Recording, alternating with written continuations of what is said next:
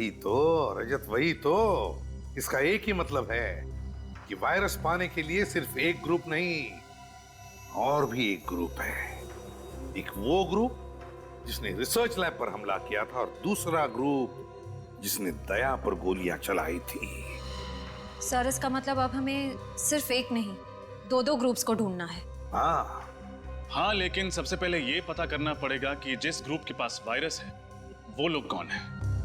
एक सुराग है बॉस, एक सुराग है जिससे आप लोग उन तक पहुंच सकते हैं। तो यार जल्दी बता ना सारुण के। बताता हूं, आइए।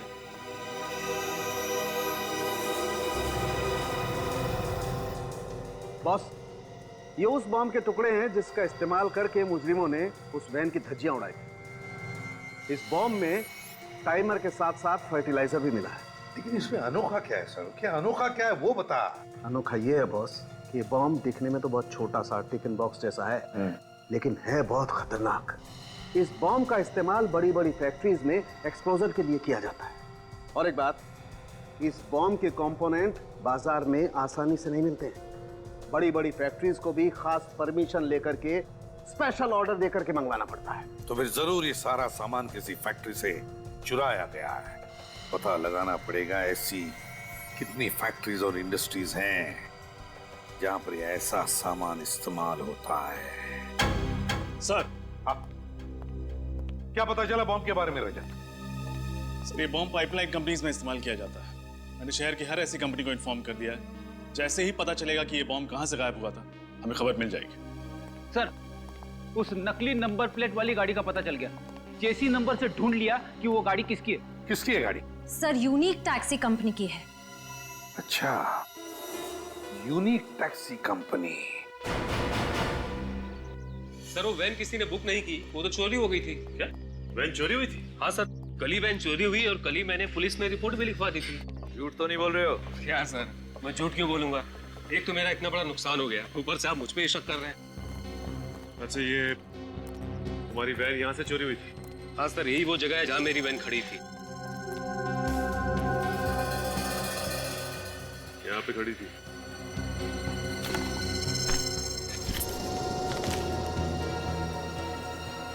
सूरज, कर क्या रहा तुम? वो कुछ नहीं, वो कचरा गिरा पड़ा था, मैंने सोचा उठा के बाहर फेंक दूंगा। इधर देखो, ये तो रेस्टोरेंट का बिल है। 5 बजे यहाँ से सैंडविच खरीदा गया, पनीर सैंडविच। ये कितने बजे चोरी हुई थी वैन यहाँ से? सर, ये कोई शाम 8 बजे। शाम 8 बजे वैन चोरी हुई और 5 बजे कैफे किमानी से सैंडविच खरीदा गया और उसके बाद वैन चोरी हुई। Cafe Kimani. तो आपके वेयर हाउस से सिल्वर बॉक्स गायब है? हाँ सर। ऐसे कैसे बॉक्स चोरी हो गया? आपके सिक्योरिटी गार्ड खर्राटे मार रहे थे क्या? नहीं सर, वो दरअसल 2 दिन पहले वेयर हाउस में आग लगी थी। शायद उसी दौरान किसी ने बॉक्स को चुरा लिया होगा। ये आग लगी कैसे? सर, वो शॉर्ट सर्किट की वजह से। उसके बाद हमने मेन बोर्ड को चेंज करके दूसरी जगह शिफ्ट कर दिया था। जहाँ ये मेन बोर्ड पहले था, वो जगह दिखाइए। आइए सर। सर, ये रहा बोर्ड।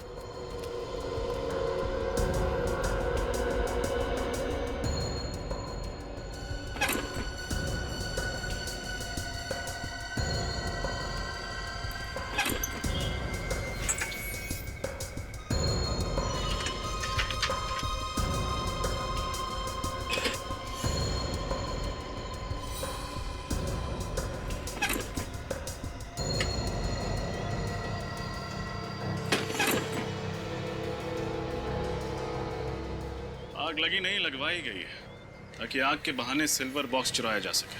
क्या आग जानबूझकर लगाई गई थी? जी हाँ, किसी ने जानबूझकर इस फ्यूज में ये मोटी तार लगाई है ताकि जब शॉर्ट सर्किट हो तो ये फ्यूज न उड़े और आग लगती रहे। मतलब जिसने भी ये किया है वो आतंकवादियों से मिला हुआ है। इस पावर बोर्ड पे जितने भी उंगलियों के निशान हैं, उठा लो।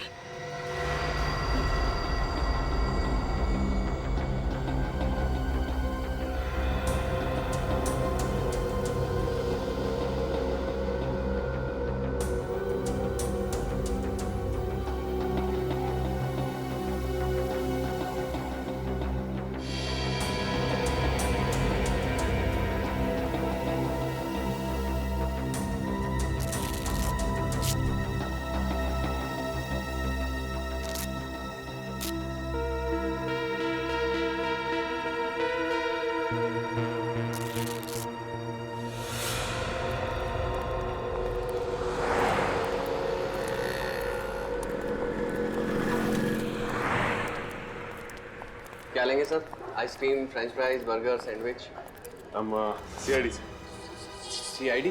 क्या बात है सर? कल शाम को 5 बजे आपके यहाँ से किसी ने पनीर सैंडविच खरीदा था। ये रहा उसका बिल। ध्यान से देखिए इस बिल को और अपने दिमाग पे जोर डालिए और बताइए कि किसने खरीदा था।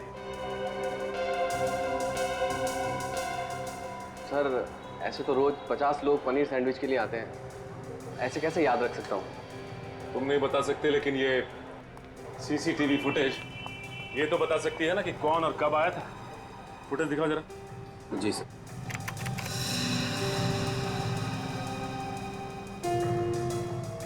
नहीं, ये 5 बजे का फुटेज दिखाओ।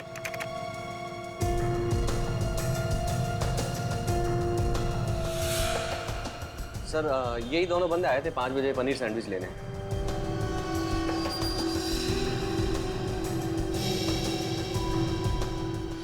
सर ऐसा लग रहा है कि एक आदमी ने दाढ़ी लगाई हुई है और ये दूसरे ने टोपी और चश्मा लगा रखा है। ओह, तो ये दोनों के दोनों वेश बदल कर यहाँ पे आए थे। ये फुटेज चाहिए हमें।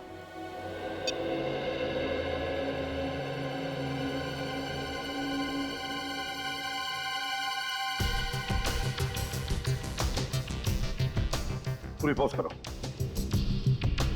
अब रिवाइंड करके उसके हाथ पर जूम करो। देखना जरा दया, उसके हाथ पे कुछ है। हाथ पे टैटू बना है सर।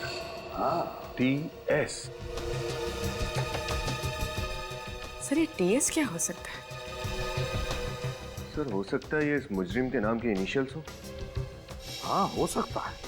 पूर्व एक काम करो, हमारे क्रिमिनल रिकॉर्ड चेक करो, देखो किन किन मुजरिमों के नाम TS से शुरू होते हैं। सर एक मिनट सर, तो मुझे ऐसा लगता है कि ये टैटू मैंने पहले भी कहीं देखा है। सर आप इस मुजरिम को पहचानते हैं? टैटू को देखकर लगता है कि इस आदमी के साथ कहीं ना तो कहीं मुठभेड़ हुई है। TS तो शाह नहीं, तरुण, क्या नाम है उस आदमी का? TS तेजा, तेजा शान। TS है। तेजा शान, तेजा शान। पूर्वी, इस तेजा शान की पूरी कुंडली निकालो, बताओ क्या है। हाँ सर, सर ये रहा।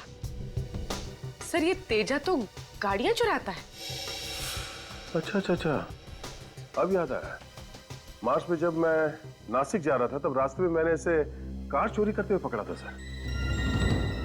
सर ये छोटा मोटा चोर है, इतने बड़े षड्यंत्र में इसका हाथ कैसे हो सकता है? विनीत है, जिस तरह से इस खेल में रघु का इस्तेमाल किया गया उसी तरह अब तेजा का भी इस्तेमाल हो रहा है। इस खेल में बहुत से छोटे मोटे प्यादे हैं और हमें चाहिए वो जो इन प्यादों को घुमा रहा है। सर, हाँ सर, उस पाइपलाइन कंपनी के इलेक्ट्रिसिटी बोर्ड में जो उंगलियों के निशान मिले थे उसकी रिपोर्ट आ गई है।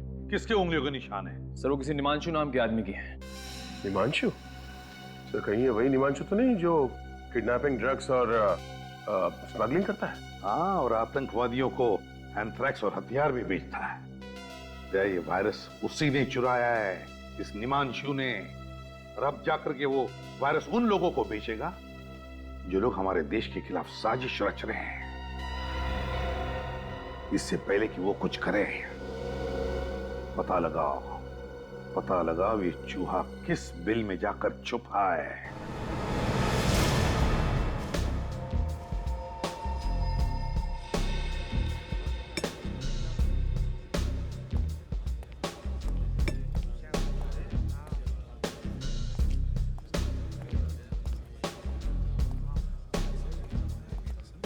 सर बैठ कर लो। देख, मुझे निमांशु का एड्रेस चाहिए। निमांशु? देश की सुरक्षा का सवाल है, जल्दी बता। साहब अपन सच बोल रहे हैं। अभी वो किधर है अपन को सच में कुछ भी पता नहीं।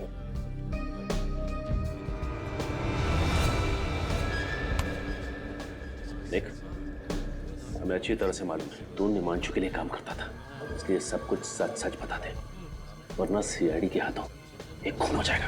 अंकल रेलो साहब, घोड़ा तो साइड रखो साहब। चल बता, निमांशु का फोन नंबर, एड्रेस, जो कुछ मालूम है बता। सच्ची बोल रहे हो साहब, आप उनको कुछ नहीं पता। और साहब उनके पास एक फोटो है साहब, शायद वो आपके काम आ जाए। ऐसी फोटो दिखाता हूँ साहब, ये देखो ना साहब।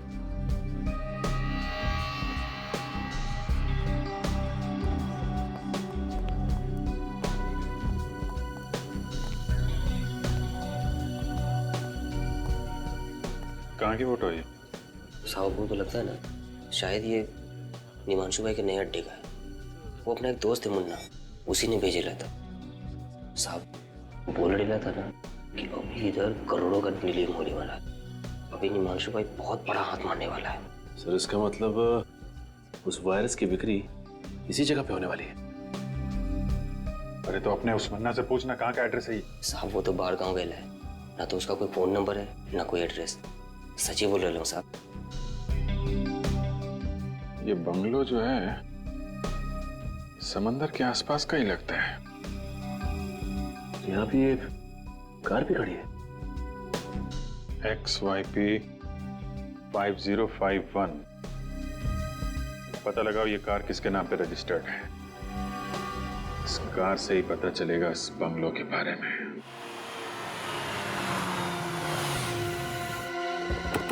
संभल के, निमांशु अटैक कर सकता है।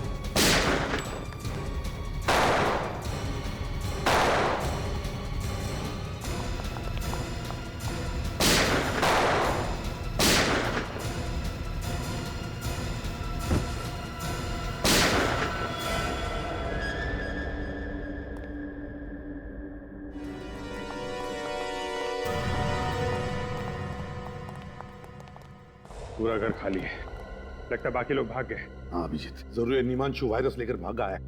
काम करो तुम दोनों, चेक करो इनकी जेबें, देखो कोई फोन नंबर या एड्रेस वगैरह मिलता है क्या। यार ये कल्लू कह रहा था निमांशु वायरस का बहुत बड़ा सौदा करने वाला है। अभिजीत जो कुछ भी हो, लेकिन इससे पहले कि ये वायरस हमारे देश के दुश्मनों के हाथों पड़ जाए, इस निमांशु को हमें पकड़ना ही होगा। सर, हाँ सर, इसके पास ही मोबाइल मिला।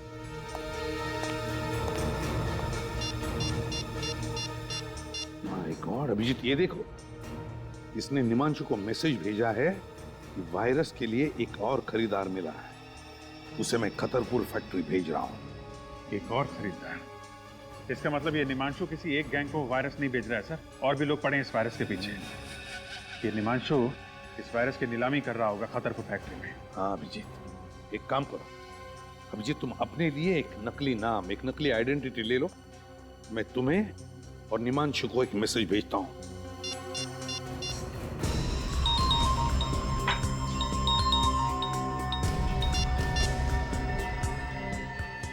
तो और बंदों को खतरपुर फैक्ट्री भेज रहा हूं।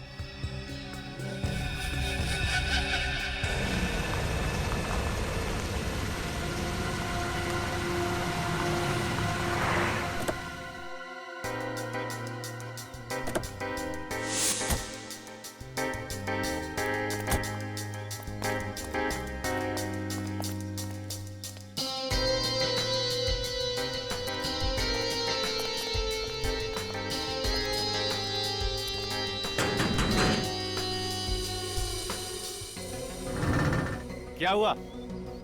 कौन हो तुम दोनों? हम मार्को है और ये मेरा छोटा भाई टार्को है। हम लोग वायरस खरीदने को आए। धीरे बोलो, धीरे। हम लोग वायरस खरीदने को आया है। ठीक है, ठीक है, अंदर आओ। अंदर?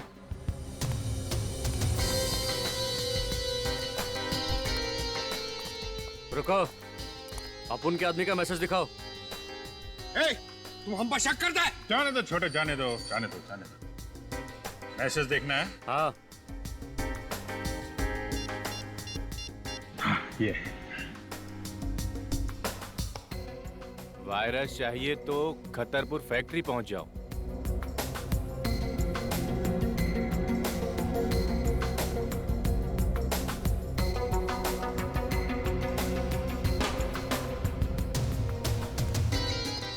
एक मिनट।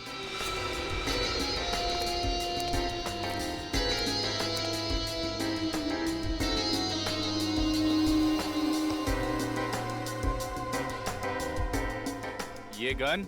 गन? हम लोगों के पास गन नहीं होगा तो क्या लॉलीपॉप होगा? लेकिन यहाँ पर ये गन अलाउड नहीं है। अलाउ नहीं है? ठीक है, हम लोग यहाँ वायरस खरीदने आया है, गोली चलाने थोड़ी ना आया है। आ जाओ छोटे।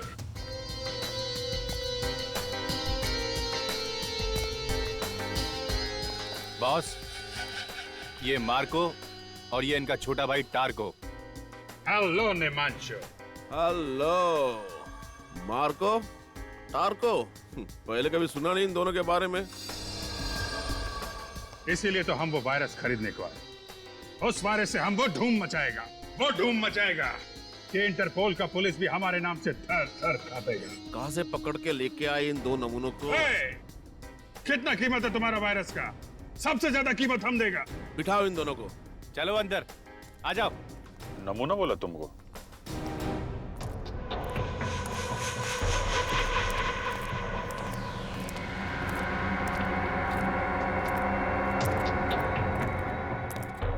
हाँ, तो अब वक्त आया है नीलामी शुरू करने का। हमारे पास यहाँ 3 खरीदार मौजूद है इस वायरस के लिए। देखते हैं ये अनमोल वायरस किसके नसीब में है। 1 मिनट, नीलामी से पहले हम वायरस देखना चाहते हैं। ए चुप, जो वायरस खरीदेगा वही उसे देखेगा। कोई बात नहीं है, खरीदार है, उन्हें देखने का पूरा हक है। पप्पू, इन सबको माल दिखा दो।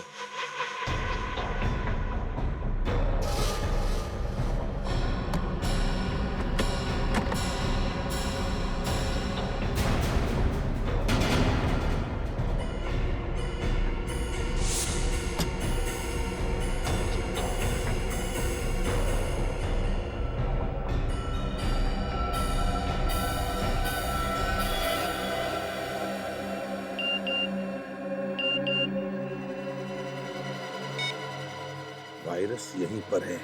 हाँ, तो नीलामी की शुरुआत होगी 10 करोड़ रुपए से। चलिए, बोली लगाइए। 11 करोड़, 12 करोड़, 15 करोड़, 20 करोड़, 20 करोड़, 40 करोड़। हाँ, 40 करोड़, 50 करोड़,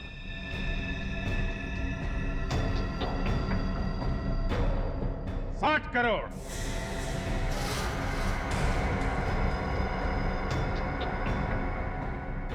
60 करोड़, बस 60 करोड़। इस अनमोल वायरस की कीमत तो 100 करोड़ भी कम है। कदरदानो, बोली बढ़ाइए। है कोई? 60 करोड़ 1, 60 करोड़ 2, 60 करोड़ 3। मुबारक हो मार्को और टार्को, वायरस आपका हो गया। पैसे लायो? कैसी बच्चों वाली बातें करते हो निमांशु?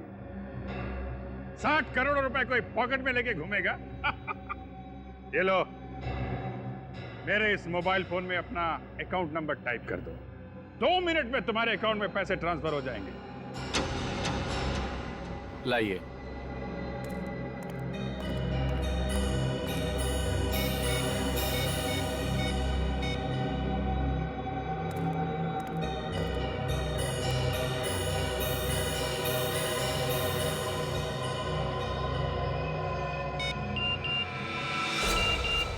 Let's go. मुबारक हो निमांशु, 2 मिनट में तुम बहुत अमीर आदमी बनने वाले हो। तुम्हारे साथ काम करके मार्को और डार्को को बहुत मजा आया। लाओ, अब वो वायरस हमको दे दो। लाओ। रॉक!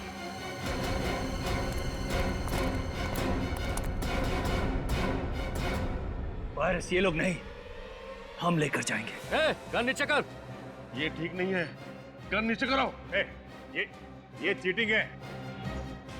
नीलामी हम जीता है। 2 मिनट के अंदर निमांशु के अकाउंट में 60 करोड़ रुपए पहुंचने वाले हैं।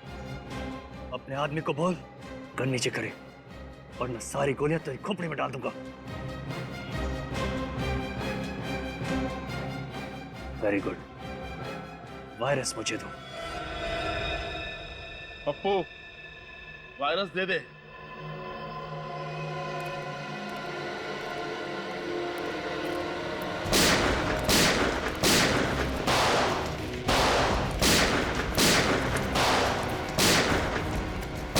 हाँ अभिजीत सर, वायरस लेके अभी निकल गया वो। My God.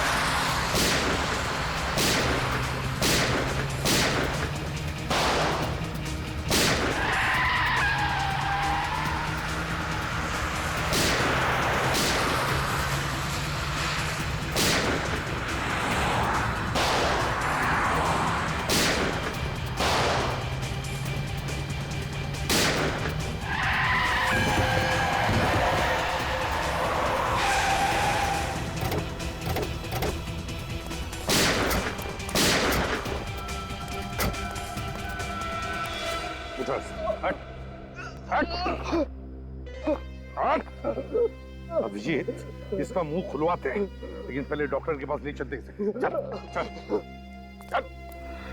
मुझे सच में नहीं पता था, आप वो लोग वायरस चुरा के खा लेके गए। ऐसे नहीं मानेगा सर, लातों के भूत बातों से नहीं मानते। अब आप लोग मेरा यकीन क्यों नहीं करते साहब कि झूठ बोल के क्या मिलेगा साहब? एक आतंकवादी पर यकीन करें, एक देशद्रोही पर यकीन करें। साहब मैं देशद्रोही नहीं हूँ साहब, मैं तो पिछले ही हफ्ते इस गिरोह से जुड़ा हूँ साहब। अगर मुझे पहले पता होता साहब ये लोग देश को इतना बड़ा नुकसान पहुंचाने वाले हैं तो मैं कभी इन लोगों का साथ नहीं देता साहब, कभी नहीं। फिर किसने कहा तुम्हें इस गैंग में शामिल होने के लिए? साहब पैसों के खातिर मैं इन लोगों के साथ जुड़ गया था साहब। अच्छा, तो पहले मालूम नहीं था कि ये लोग वायरस चुराने वाले? हाँ? नहीं साहब, ये लोग मुझे कुछ बताते नहीं थे साहब। मुझे तो आज सुबह तक ये भी नहीं पता था कि हम लोग वायरस चुराने के लिए एक बार फिर से हमला करने वाले साहब। फिर से? हाँ साहब। पहले कब किया था हमला? कौन? साहब इससे पहले जो सरकारी बिल्डिंग पे हमला हुआ था वो हमला भी हम ही लोगों ने किया था साहब। सरकारी बिल्डिंग पर हमला किया था? हाँ? और कहते हो कि तुम देशद्रोही नहीं हो? नाम क्या है तुम्हारे बॉस का? है कौन वो? सब दामोदर नाम है उसका साहब। दामोदर? पूर्वी, हमारे क्रिमिनल रिकॉर्ड चेक करो, देखो क्या पता चलता है इस दामोदर के बारे में। सर। कब से प्लानिंग चल रही थी तुम्हारी इस हमले की? प्लानिंग तो तभी से चालू थी सर, जब से निमांशु के गिरोह वाले वायरस हमारी नाक के नीचे से निकाल के ले गए थे साहब। इस बात की जानकारी दामोदर उसके कुछ खास आदमियों को ही होती थी साहब, इसके अलावा मुझे कुछ नहीं पता था। कुछ नहीं पता सुन के हमारे कान सड़ गए। हाँ, ये वायरस कहाँ है बता दे, वरना तेरा क्या हशर करेगा कानून ये हम भी नहीं जानते, समझा? सर, दामोदर नाम का कोई भी मुजरिम हमारे क्रिमिनल रिकॉर्ड्स में नहीं है। सर, ये आदमी हमसे अभी भी झूठ बोल रहा है। इसने अपने बॉस का असली नाम अब तक नहीं बताया। अब मुझे तो उसका नाम दामोदर ही बताया गया था साहब, हो सकता है उसका नाम कुछ और हो साहब। उसकी शक्ल तो देखी होगी तुमने? हाँ साहब, देखिए साहब। तो फिर उसका स्केच बनवाओ, समझे, और अड्डा बताओ।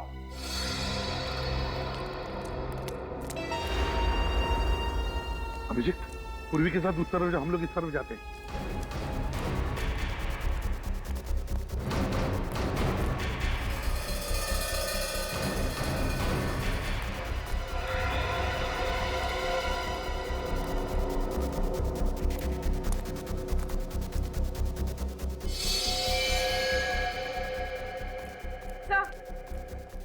सर, कुछ भी नहीं मिला, खाली पड़ा हूं।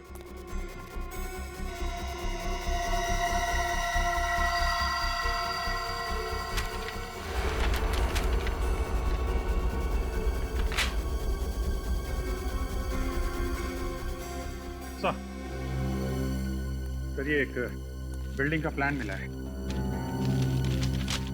अभिषेक, किस बिल्डिंग का प्लान हो सकता है ये? सर, हो सकता है बिल्डिंग इनके छुपने का कोई इकलाट हो। नहीं निखिल, मुझे नहीं लगता ऐसा खतरनाक वायरस लेकर वो बार बार अड्डा नहीं बदलेंगे। मुझे तो लगता है ये लोग इसी बिल्डिंग में वायरस फैलाने वाले हैं।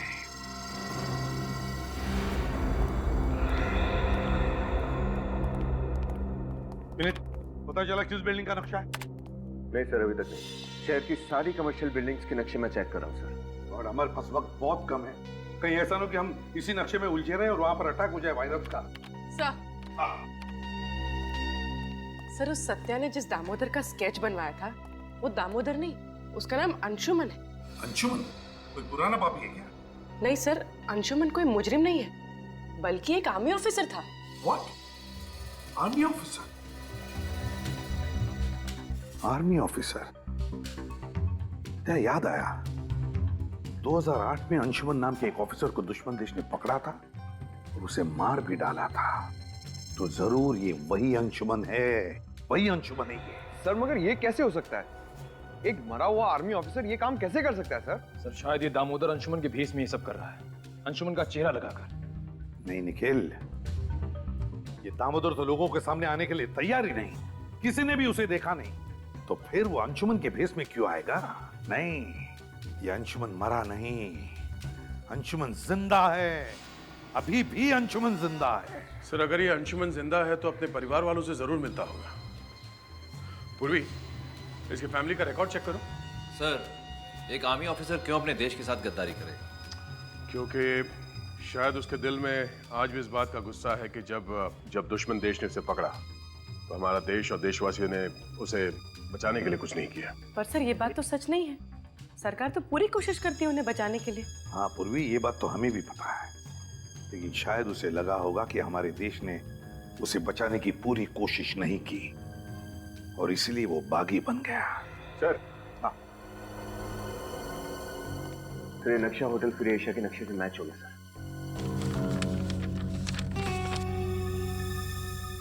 Hotel free Asia?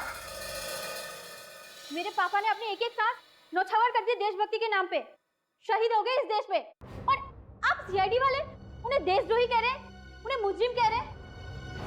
I'm sorry miss रिया, मगर सच्चाई तो यही है कि आपके पिताजी मिस्टर अंशुमान ने देश को धोखा दिया है और वो मरे नहीं, अभी भी जिंदा हैं और अपने ही देश के खिलाफ एक ऐसा षड्यंत्र रच रहे हैं, न जाने उसकी कीमत आने वाली कितनी पुश्तें चुकाएंगी। ये नहीं हो सकता, पापा अगर जिंदा होते तो मुझसे मिलने क्यों नहीं आए? हो सकता है वो आए हो, और आप हमसे बात छुपा रही हो। व्हाट? मैं आप लोगों से झूठ क्यों बोलूंगी? मुझे समझ में नहीं आ रहा है आप लोग मेरी बात का यकीन क्यों नहीं कर रहे हैं? चलिए मान लिया कि आप सच बोल रही हैं। हाँ सूरज, मेरे कमरे की तलाशी लो। तलाशी? वो किस लिए? सच बोलने वाले तलाशी देने से कब से डरने लगे? आर्या जी सर, ये मोबाइल फोन मिला, लेकिन इसमें इनके पिता अंशुमन जी का कहीं कोई नाम नहीं। कहीं कोई नाम नहीं है? एक काम करो सूरज, इस मोबाइल को अच्छी तरह से चेक करो और देखो कि रिया जी ने सबसे ज्यादा फोन किन नंबर्स पे किए हैं। सर, ये 5 नंबर्स पे। 5 नंबर्स? पता करते हैं कि इनमें से कौन सा नंबर वायरस की नीलामी वाली जगह पर था।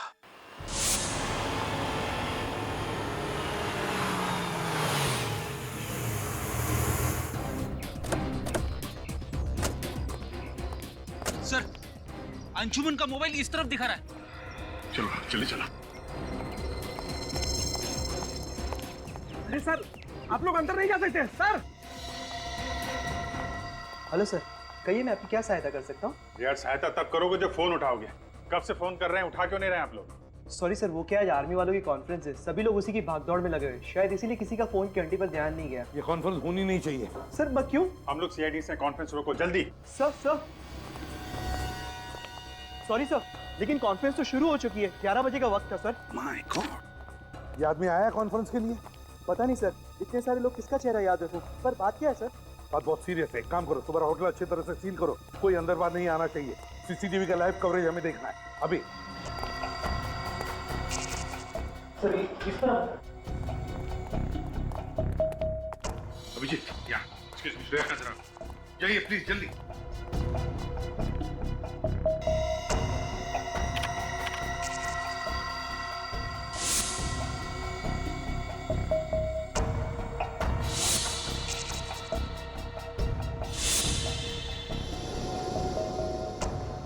ध्यान से देखना, अच्छी तरह से। श्रेया, कोई दिखा तुम्हें?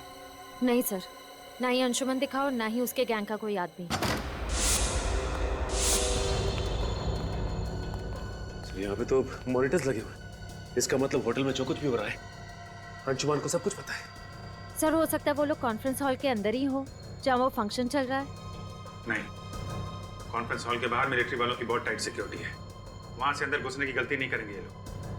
सर इसका मतलब वो लोग वायरस कहीं और से भी छोड़ सकते हैं। बिल्कुल श्रेया, बिल्कुल। वायरस है, वायरस कोई बॉम्ब या गोली नहीं। एक बार ये वायरस हवा में फैल जाए ना तो पता नहीं कितने लोगों की जानें चली जाएंगी। सर ये हवा में वायरस डालने का सबसे आसान तरीका ये एयर सर्कुलेशन के जरिए। हाँ, air circulation. Shreya, air circulation room का सीसीटीवी दिखाओ। ये 2 लोग उसी एरिया की तरफ जा रहे हैं, स्टाफ वाले लगते हैं। नहीं नहीं, ये अंशुमान का आदमी है। सर वायरस की नीलामी के वक्त इसे मैंने वहां पे देखा था, अभी इन्हें रोकना होगा।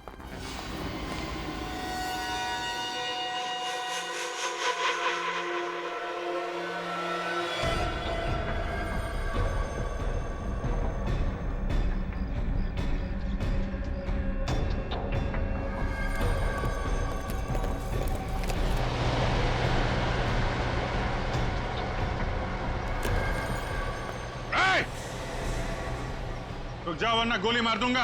अगर हमें मौत से डर लगता तो वायरस फैलाने जैसा काम हमें नहीं दिया जाता ऑफिसर।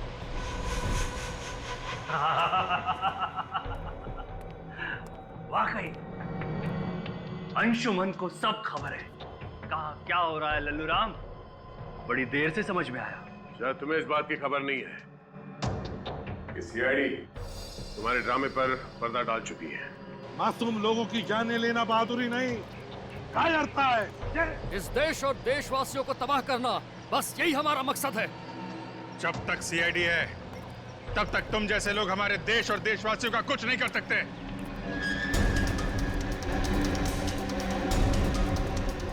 गोली चलाने की जरूरत नहीं है, ये खुलते ही तुम सबके सब मारे जाओगे। ये लोग गणतंत्र दिवस का तोहफा एसीपी प्रद्युमन की तरफ से।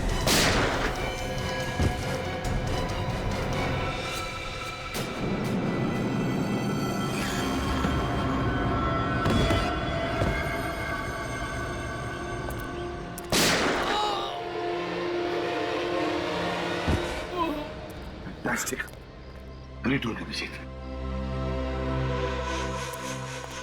ये कैसे हो सकता है? तुम्हें क्या लगता है ये अंशुमन इतना बेवकूफ है? मेरे पास 2 और वायरस के कनिस्टर हैं। भारत की तबाही अब निश्चित है, निश्चित। शर्म आनी चाहिए तुम्हें। जिस देश की फौज का हिस्सा रहे हो तुम, उसी देश को तबाह करने की बातें कर रहे हो। कुछ नहीं दिया, कुछ नहीं दिया मुझे इस देश ने। चढ़ रहा था मैं इतने सालों से दुश्मन की बदबूदार जेलों में, और यहाँ भारत के वासी आराम की नींद सो रहे थे, त्योहार मना रहे थे, डिस्को जा रहे थे, इश्क ला रहे थे। देखो अंशुमन, जो कुछ भी तुम्हारे साथ हुआ उस बात का हम सबको अफसोस है, और ऐसी बात नहीं है कि सरकार ने कोशिश नहीं की थी तुम्हें बचाने की, कोशिश की थी। बस अब मेरी जिंदगी का एक ही मकसद है, भारत की तबाही, बर्बादी, और ये रहा उसका पहला नमूना। अंशुमन,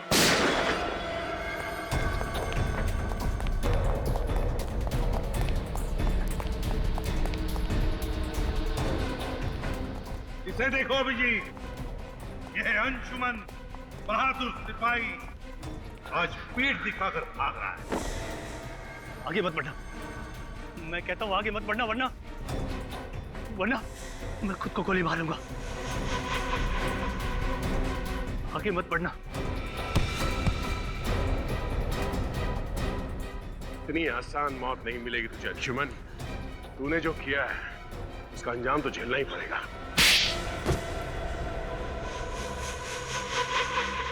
मुझे दुख तो इस बात का था कि जिस देश के लिए मैं 8 साल तक लड़ता रहा, उस देश ने मुझे वापस लाने की कोई कोशिश नहीं की। कोशिश की थी, मगर दुश्मन देश के हिसाब से तुम मर चुके थे। और मिस्टर अंशुमन, तुम्हारे साथ 8 सैनिक पकड़े गए थे, फिर ऐसा कैसे हुआ कि सिर्फ तुम ही जिंदा बचे? क्योंकि आतंकवादियों से मिल गया था। ये आतंकवादियों से देश को बेचने निकला था।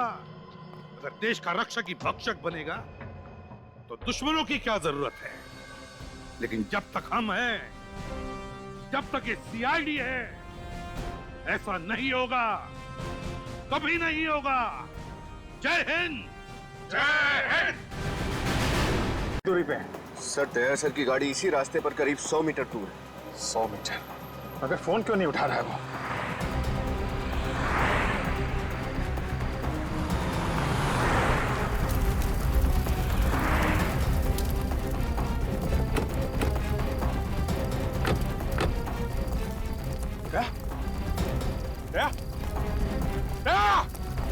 माय गॉड, निखिल, निखिल, क्या हुआ? क्या हुआ? अभिजीत, हाँ, देखो वो वायरस आई है ना? वायरस? हाँ।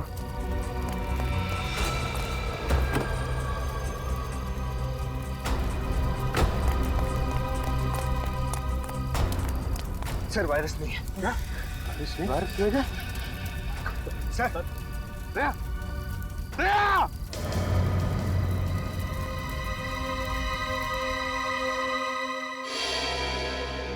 मुझे पूरी उम्मीद थी आप और आपकी सीआईडी टीम उस वायरस को सही सलामत अपनी मंजिल तक पहुंचाएगी, मगर क्या रामंजन जी, उस वायरस के बारे में हमारी टीम के अलावा आपको और आपकी टीम को भी मालूम था।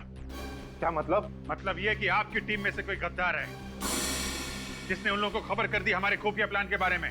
आप लोगों ने लास्ट मिनट में अपना प्लान बदल लिया था। आप लोग किस रास्ते से जाने वाले हो, किस होटल में रुकने वाले हो, इसकी खबर नहीं थी मुझे। लेकिन आपको ये तो पता था कि वो वायरस लेके हम लोग अशोकनगर की लैब में जा रहे हैं।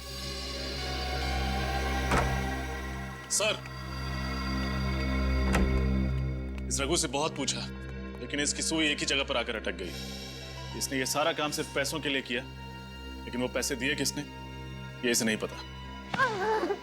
देख रघु, अभी तो तू चल के आया है, अगर सच सच नहीं बताया ना तो पैरों पे खड़ा भी नहीं हो पाएगा, समझा? साहब मैं सच बोल रहा हूँ साहब, मुझे इस काम के लिए 1 करोड़ रुपए मिलने वाले थे साहब, बस और कुछ नहीं मालूम साहब, सच्ची में।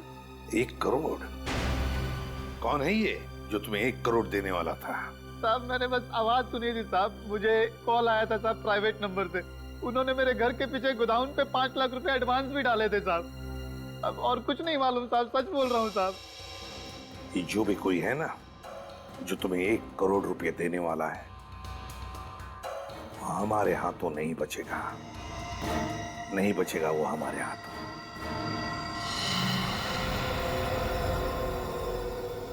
.22 कैलिबर की गोली, दया सर की गाड़ी पर .22 कैलिबर की गोलियां चलाई गई।